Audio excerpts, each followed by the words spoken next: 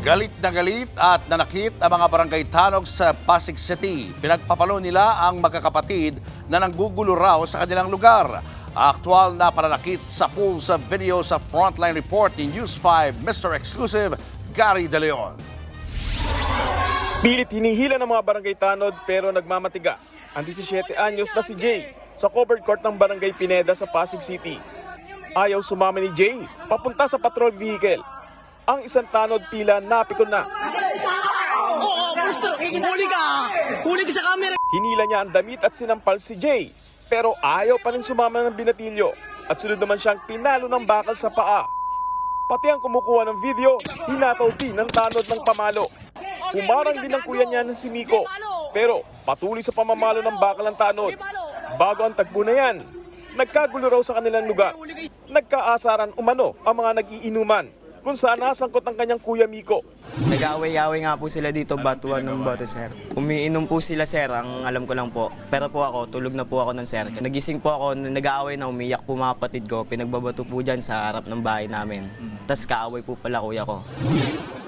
Nasaksak daw ng katana si Miko sa gitna ng gulo. Kaya nagpasaklolo sila sa mga opisyal ng barangay. Pero imbis na tulungan, itinuro pa raw silang pasimuno ng gulo.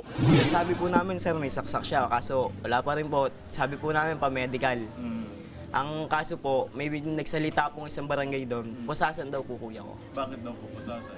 Ayun po, dadalhin daw po sa PCP1. Sabi po, Dadalhin nga sa PCP1. para po i-blatter daw po sana doon.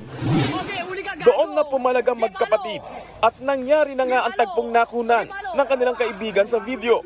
Dinala sa presinto si Miko at isa pang kasama. Pero pinagamot din ito sa ospital dahil sa sugat na tinamo sa paa. Sinubukan namin hingan ng pahayag ang barangay. Ayon sa kapitan, wala pa raw aksyon na maaaring magawa sa kanyang mga tauhan. Nasaktan din daw ang mga tanod sa pagmamatigas ng magkapatid.